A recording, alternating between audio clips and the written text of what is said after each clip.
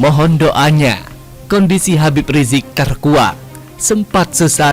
Kalau kita ingat ya, Habib Rizik diperiksa tanggal 12 Desember dan baru pulang ke Indonesia tanggal 10 November. Jadi dalam rentang waktu kira-kira 32 hari tersebut, 31 hari ya, dia beraktivitas yang macam-macam, tidak sempat istirahat yang cukup. Jadi wajar kalau kondisi kesehatannya agak menurun ya. Langsung kemudian ditahan sejak tanggal 12 atau tanggal 13 Desember sampai 17 Januari. Jadi lebih banyak mengalami masa penahanannya ketimbang dia menghirup udara bebas setelah pulang atau datang ke tanah air kembali dari Arab Saudi ya, sejak tahun 2017 di Arab Saudi. Pasca kepulangan Habib Muhammad Rizik Syihab atau HRS. HRS semestinya dilibatkan pemerintah membangun stabilitas nasional guna mewujudkan cita-cita bangsa dan negara. Sangat disayangkan yang terjadi adalah sebaliknya, timbul kegaduhan secara meluas dan berkepanjangan. Tampaknya hal ini disebabkan oleh berkelanjutan keterkejutan pemerintah melihat langsung jutaan orang simpatisan penerima HRS datang dari berbagai wilayah negara Kesatuan Republik Indonesia. Kuasa hukum Rizik Syihab, Aziz Yanuar, mengabarkan kondisi kliennya yang menurut usai menjadi tahanan Bareskrim Polri. Hal tersebut diketahui saat dirinya mengunjungi Habib Rizik dan saat itu kliennya tengah dicek kesehatannya oleh tim Dokes Mabes Polri. Ia menyebut kondisi Habib Rizik sampai saat ini belum juga membaik. Beliau tadi masih sakit dan kadang sesak. Tadi dicek kesehatannya, mohon doanya, ujarnya. Namun, ia menyatakan bahwa kondisi kliennya belum membaik. Belum membaik kondisinya, imbuh Aziz. Tambahnya, kami sangat berterima kasih kepada para penyidik dan tim Dokes Mabes Polri dalam menangani kesehatan Habib sangat baik, profesional, dan responsif, tandasnya. Sementara itu, Habib Rizik Syihab saat ini terseret dalam 3 kasus hukum yang membuatnya menyandang masing-masing sebagai tersangka. Kasus-kasus itu muncul setelah kedatangannya dari Arab Saudi. Di sana, Habib Rizik menetap hingga lebih dari 3 tahun.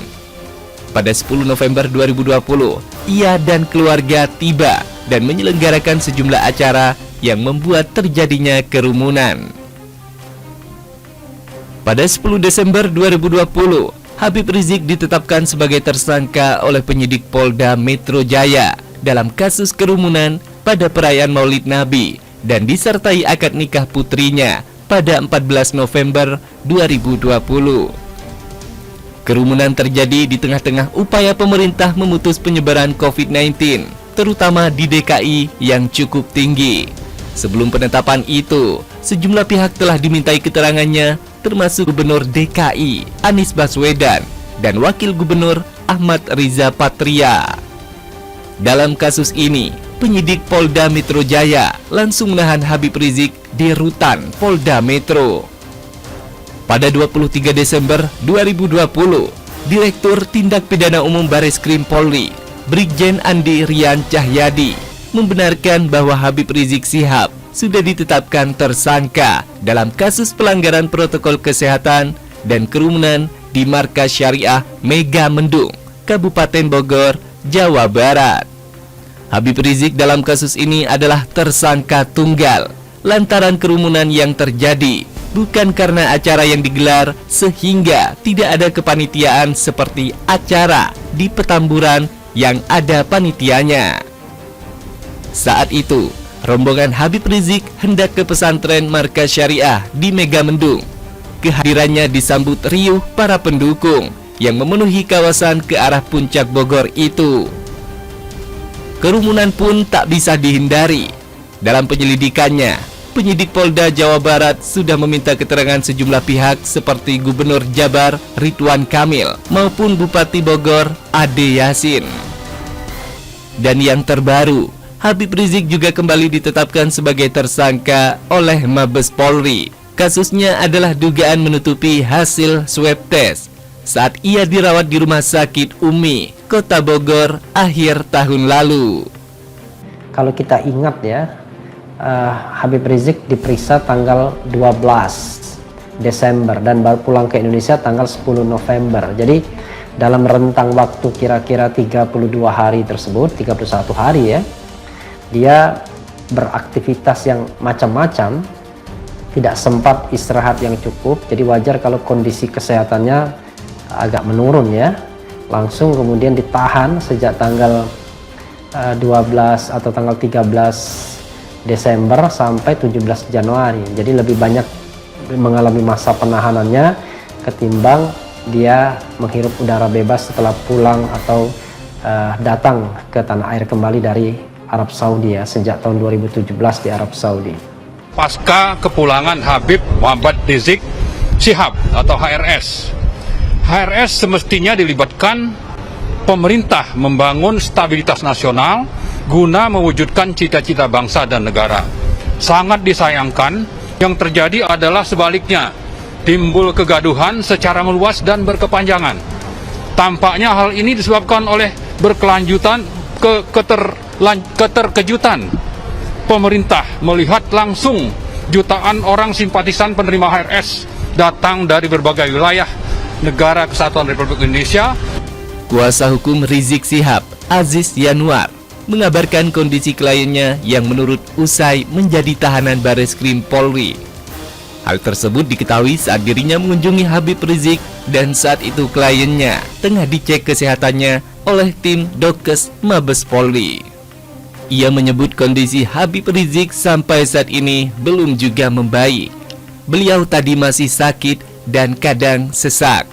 Tadi dicek kesehatannya, mohon doanya, ujarnya. Namun, ia menyatakan bahwa kondisi kliennya belum membaik. Belum membaik kondisinya, imbuh Aziz. Tambahnya, kami sangat berterima kasih kepada para penyidik dan tim Dokes Mabes Polri dalam menangani kesehatan Habib sangat baik, profesional, dan responsif, tandasnya. Sementara itu, Habib Rizik Syihab saat ini terseret dalam 3 kasus hukum yang membuatnya menyandang masing-masing sebagai tersangka.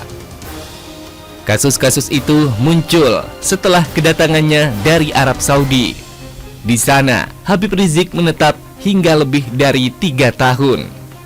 Pada 10 November 2020, ia dan keluarga tiba dan menyelenggarakan sejumlah acara yang membuat terjadinya kerumunan.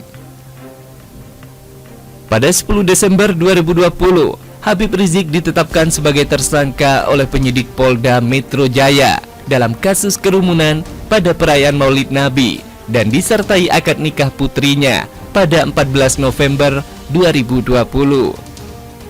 Kerumunan terjadi di tengah-tengah upaya pemerintah memutus penyebaran COVID-19, terutama di DKI yang cukup tinggi. Sebelum penetapan itu, sejumlah pihak telah dimintai keterangannya, termasuk Gubernur DKI Anies Baswedan dan Wakil Gubernur Ahmad Riza Patria. Dalam kasus ini, penyidik Polda Metro Jaya langsung menahan Habib Rizik di rutan Polda Metro.